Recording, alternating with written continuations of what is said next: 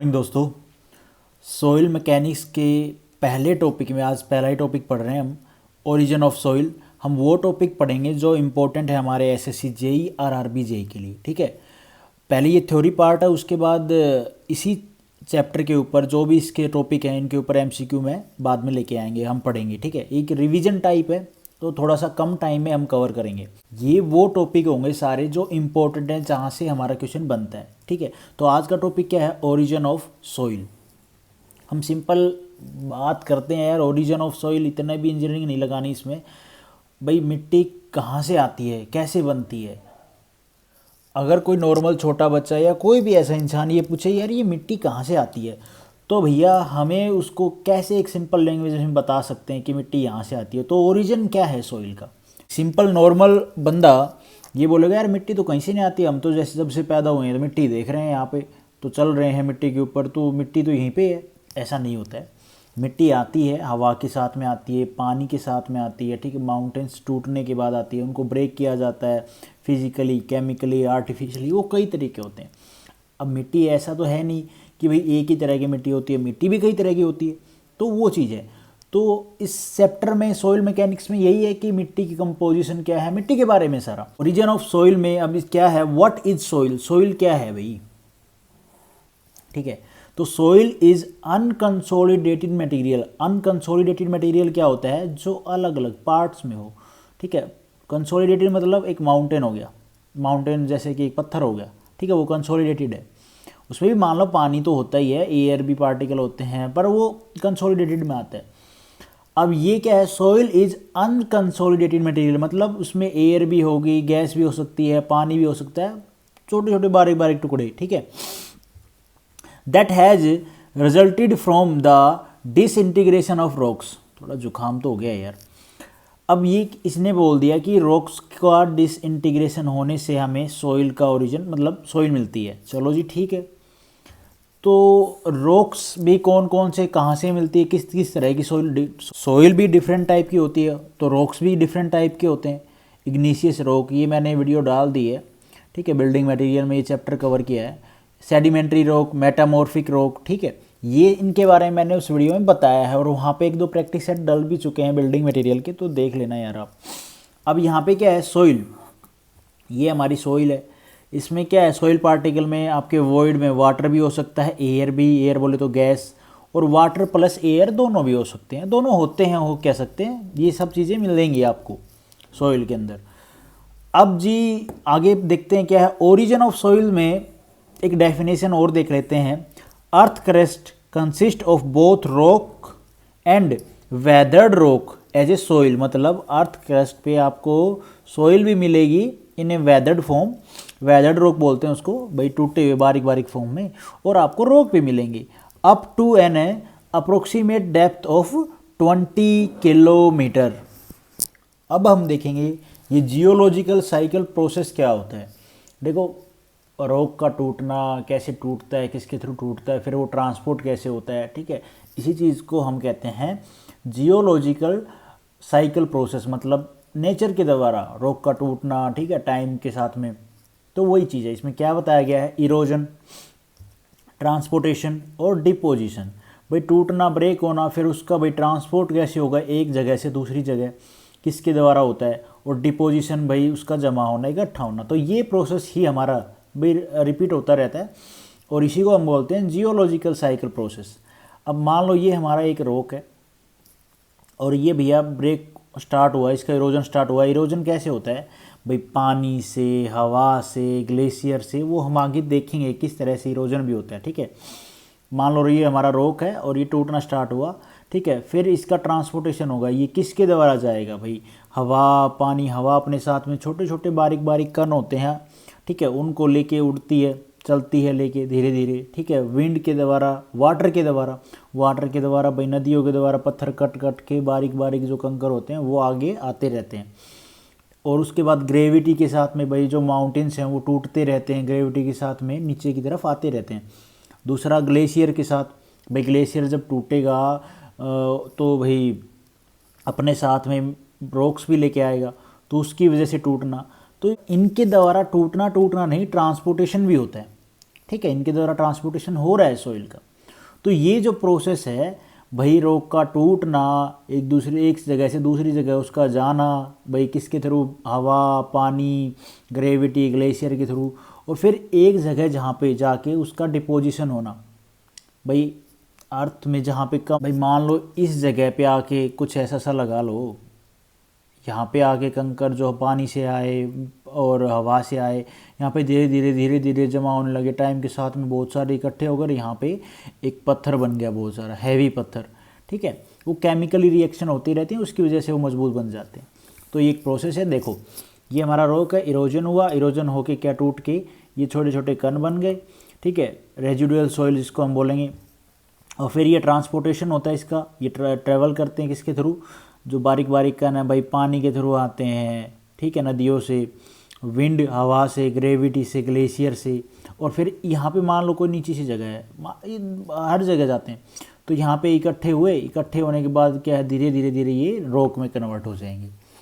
उसके बाद इरोजन, ये जो पॉइंट मैंने ऊपर बताया ना आपको, इरोजन, ट्रांसपोर्टेशन, डिपोजिशन, ये एक एक पॉइंट थोड़ा सा और क्लियर कर लेते हैं।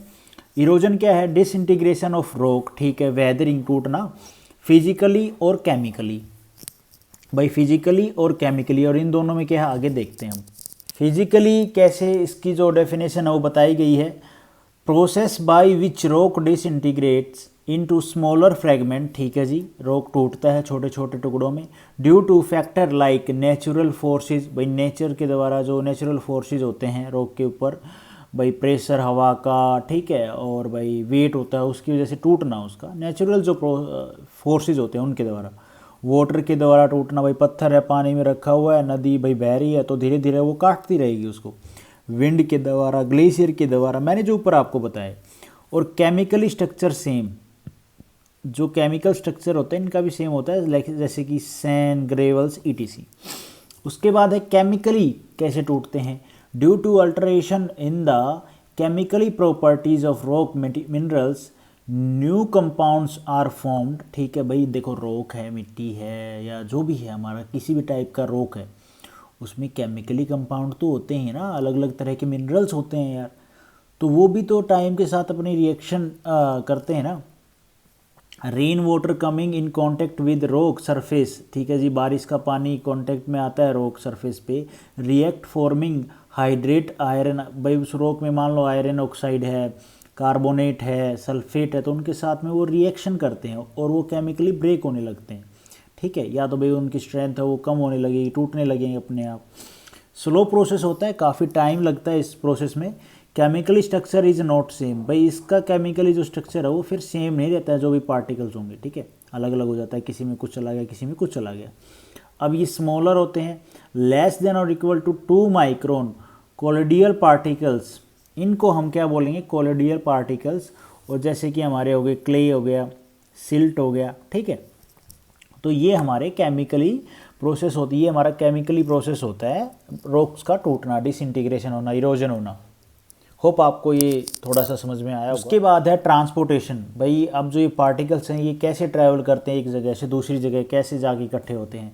तो रेजिडुअल जो सॉइल होती है, ठीक है, वो भाई ट्रांसपोर्ट करती है, ठीक है, ट्रांसपोर्टेड सॉइल, ये हमारी एक जगह भाई टूटा रॉक और फिर ट्रांसपोर्ट किया by water, air, glacier, gravity, जो मैंने आपको पीछे ये बताया। तो यहाँ पे बताया गया वाटर के द्वारा ट्रांसपोर्टेड सॉइल, ठीक है जी, depend on the velocity of water, भाई वाटर का बहाव अगर तेज़ है तो रॉक को जो सॉइल पार्टिकल उनको जल्दी लेके जाएगी नीचे, स्पीडली जाएंगे, वरना वो धीरे धीरे जमते ऐसे आगे चलते रहते हैं, ठीक है। डिपेंड ऑन वेलोसिटी पे होता है, बड़ा पत्थर है तो वेलोसिटी ज़्यादा होगी तो काट देगा उसको भाई। उसके बाद है ग्लेशियल डिपॉजिट, भाई ग्लेशियर के द्वारा डिपॉजिट होना, ठीक है, जो माउंटेन है उनका टूटना, पानी ग्लेशियर के साथ में बह के आना या गिर जाना, ग्रेविटी के साथ में होना, ठीक है। विंड ट्रांसपोर्टेशन, हवा के द्वारा सॉइल पार्टिकल्स का डिपॉजिट होना। ग्रेविटी डिपॉजिट होना, ग्रेविटी के साथ में भाई छोटे छोटे जो पत्थर होते हैं या बड़े पत्थर होते हैं टूटते रहते हैं और नीचे की तरफ आते रहते हैं, ठीक है। स्वैम्प एंड मार्श डिपॉजिट, अब ये क्या होता है, ये थोड़ा सा मेरे को देखना पड़ेगा, मैं भूल गया हूँ, बाकी आप इतना इम्पोर्टेंट नहीं है, इसको मिस कर दें, मुझे इनके मीनिंग याद नहीं है यार, कैसे मैं भूल गया हूँ, ध्यान नहीं है भाई। उसके बाद है transported soil are further classified, अब भैया transported soil are further classified, कौन कौन सी सॉइल हैं जो ट्रांसपोर्ट के द्वारा उनको क्लासीफाई किया है। एलुवियल सॉइल है, ठीक है, लिक्विस्ट्रीन सॉइल है, आई होप इसकी प्रोनाउंसिएशन यही हो। तो एलुवियल सॉइल के बारे में बताया गया है, soil that have been deposit from suspension in raining water. अब भैया जो पानी के साथ में जब बहाव होता है, बारिश होती है और या फिर ऊपर से जब आइस पिघलती है, तो उसके साथ में जो सॉइल आती है उसको हम बोलेंगे एलुवियल सॉइल, जो हमें रिवर्स में मिलती है, ठीक है। उसके साथ भी फिर उसके बाद है lacustrine soil, soil that have been deposit from suspension in still and fresh water of lake. वो तो था बहाव, चलता हुआ पानी, और ये मिलेगी आपको जो स्टिल वाटर, खड़ा पानी है, ठीक है, तालाब हो गया, पाउंड हो गया, फ्रेश वाटर ऑफ लेक्स। जैसे आप भी, ये मैंने थोड़ा सा डायग्राम बनाने की कोशिश की है।